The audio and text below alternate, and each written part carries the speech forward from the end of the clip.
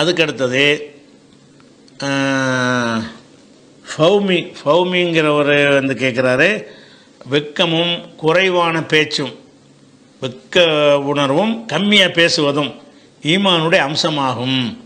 கெட்ட வார்த்தையும் அதிகமான பேச்சும் நயவஞ்சகத்தின் அம்சமாகும் என்ற ஹதீஸு சரியானது தானா அப்படின்னு கேட்டு அதில் கூடுதலாக அந்த கேள்வியை வலியுறுத்துகிற மாதிரி சில பாயிண்ட்டுகளையும் வைக்கிறாங்க. என்ன வைக்கிறாங்கன்னா, நாள் முழுவதும் குடும்பம் மற்றும் குழந்தைகளிடம் பேசி கொண்டிருப்பதை குறிக்குமா, அல்லது ஆசிரியர் தொழில் போன்ற செய்கிறாங்கல்ல, அவங்களுக்கு பேசுவது தான் வேலையாக இருக்கிறது.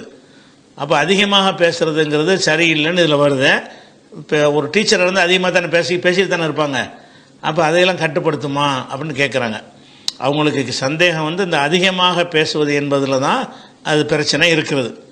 இப்போ அதிகமாக பேசுகிறது வந்து மார்க்கத்தில் வந்து தவறான ஒரு விஷயம், நயவஞ்சகத்தினுடைய ஒரு அடையாளம். அல் பதாவு உல் பயான் பண்ணுவது, ஷோபத்தானி மின நிஃபாக், நயவஞ்சகத்தினுடைய 2 அடையாளம் அப்படின்னு வருகிறது. அப்போ வந்து பேசுவது, ரொம்ப பேசுறது நயவஞ்சகத்தின் அடையாளம் அப்படின்னு ஹதீஸ் இருக்குது. அது சரியான ஹதீஸ் தானா? அது சரின்னு சொன்னோம்னா, நம்ம குடும்பத்தில் எவ்வளோ நிறைய பேசிக்கிட்டு இருக்கிறோம். பயான் பண்ணுறார் ஒரு மேடையில் 2 மணி நேரம் ஒருத்தர் பயான், இப்போ நானே 2 மணி நேரம் லைவ் பண்ணுறேன், இப்போ நானும் அதில் வந்துடுவேன்ல. நான்டா எனக்கா சொல்ல, இந்த மாதிரி செய்யக்கூடிய எல்லாருமே, இந்த மாதிரி தாவா செய்யக்கூடிய எல்லாருமே அதில் வந்துடுவாங்களா இல்லையா? அதனால தான் அந்த கேள்வியை அவர் கேட்குறார். நீங்கள் சொல்லக்கூடிய அந்த ஹதீஸ் வந்து பல நூல்களில் வந்திருக்கிறது.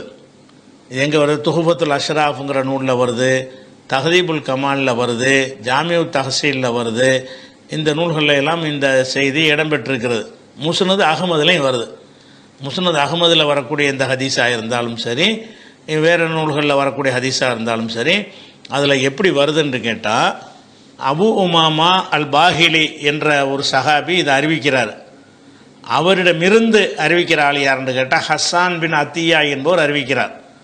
அபு உமாமாங்கிறவர் சஹாபி. அந்த சஹாபிட்ட அந்த அறிவிக்கிற ஆள் யாருன்னு கேட்டால் ஹஸ்ஸான் பின் அத்தியா என்பவர் அறிவிக்கிறார். ஒருத்தர்கிட்ட ஒருத்தர் அறிவிக்கிறதா இருந்தால் அவங்க 2 பேரும் ஏக காலத்தில் வாழ்ந்திருக்கணும், சந்திச்சிருக்கணும், பேசியிருக்கணும், செவியுற்று இருக்கணும். ஆனால் இந்த ஹஸ்ஸான் என்பவர் அபு உமாமாவுக்கு மத்தியில் எந்த சந்திப்பும் கிடையாது அப்படின்னு சொல்லி முஸ்ஸிங்கிறவரும் அதே மாதிரி வந்து இப்னு அதி என்பவர்களும் தங்களுடைய தஹதீபுல் கமால்லையும் துஹ்பத்துல் அஷ்ராஃப்ங்கிற நூல்லையும் தெளிவுபடுத்தியிருக்கிறாங்க. அப்போ அவர்கிட்ட அவர் கேட்கவே இல்லைங்கிற அபு ஜுரா என்பவரும் கூட என்ன செய்கிறாரு, அவரும் இது வந்து கேட்கலை அப்படிங்கிறாரு. அப்போ இது வந்து இன்னும் சொல்லப்போனால் இப்னு ஹிப்பான் இவரை பற்றி சொல்லும் பொழுது, ஹஸ்ஸானை பற்றி சொல்லும் பொழுது, அத்பாய் தாபியின், இவர் தபா தாபியனில் உள்ளவருங்கிறார். தாபின்னா தான் சஹாபியை பார்த்துருப்பார். இவர் எந்த ஜெனரேஷனில் வர்றாருன்னு கேட்டால் ஃபி தபக்கத்தி அத்பாய் தாபியின், தபா தாபியன்கள், அதாவது ரசூல்லாவை பார்த்த சமுதாயத்துக்கு பேர் சஹாபி. அந்த சஹாபாக்களை பார்த்த சமுதாயத்துக்கு பேர் தாபி. அந்த தாபியன்களை பார்த்த சமுதாயத்துக்கு பேர் தபு தாபி. இவரை வந்து ஹஸ்ஸான் எதில் வர்றாருன்னு கேட்டால் தாபியினில் நேரடியாக அபு உமாமா பார்த்துருந்தார்னு வைங்க, அவர் தாபியினில் சொல்லியிருப்பாங்க. இவர் எந்த சஹாபியும் பார்த்ததில்லை. அதனால தான் இவர் எந்த பட்டியலில் வர்றாரு, தபு தாபியில் இருக்கிறார். அதனால வந்து எந்த ஒரு சஹாபிகிட்டையும், இந்த அபு உமாமாட்ட மட்டுமில்லை, ஹஸ்ஸான் என்பவர் வந்து எந்த சஹாபிகிட்ட கேட்டதாக வந்தாலும் அது இடையில் ஆள் விடுபட்டிருக்குது, இவர் கேட்டிருக்க முடியாது. அந்த ஒரு காரணத்தினால இந்த அதிகம் பேசுவதை பற்றி சொல்லக்கூடிய ஹதீஸ் வந்து சரியான ஹதீஸ் இல்லை. யார் வந்து யாரிடம் அறிவிக்கிறாரோ அவரை இவர் சந்தித்தது கிடையாது, காலத்தால் கூட பிந்தி இருக்கிறாரு. அவரை மாத்திரமில்லை, ஒரு சஹாபியும் பார்க்காத பிற்காலத்தில் வந்த ஒருத்தர் சஹாபி சொன்னது அப்படி அறிவிப்பார். அதனால பேசுவது ரொம்ப கொஞ்சம்ங்கிறதெல்லாம் அப்படி வருமா? முதல்ல பேசிங்கிறது ரொம்ப பேசினா கெட்டவங்க அப்படியா? பேச்சு என்பது தேவைக்கு உள்ளது. நல்லதை பேசினா நல்லவன், கெட்டதை பேசினா கெட்டன்னு சொல்லணுமே தவிர, சில விஷயங்களை வந்து ரொம்ப நேரமே சொல்ல வேண்டி இருக்கும், விலைக்கு சொல்ல வேண்டியிருக்கும். அப்போ ரொம்ப நேரம் தான் அது சொல்லி ஆகணும். அப்போ வந்து கம்மியாக சொன்னால் போதும்னா கம்மியாக சொல்லி ஆகணும். அது தேவைக்கு உள்ள விஷயம். பேச்சு என்பது வந்து ஒரு சாப்பாடு மாதிரி தான்.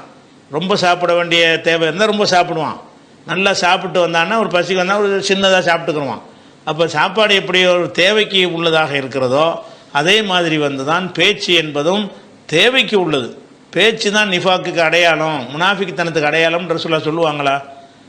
பேசுகிறது அல்லமகுல் பயான்கிறான். அல்லாஹ் வந்து பயானை உனக்கு கற்று தந்திருக்கேங்கிறான்.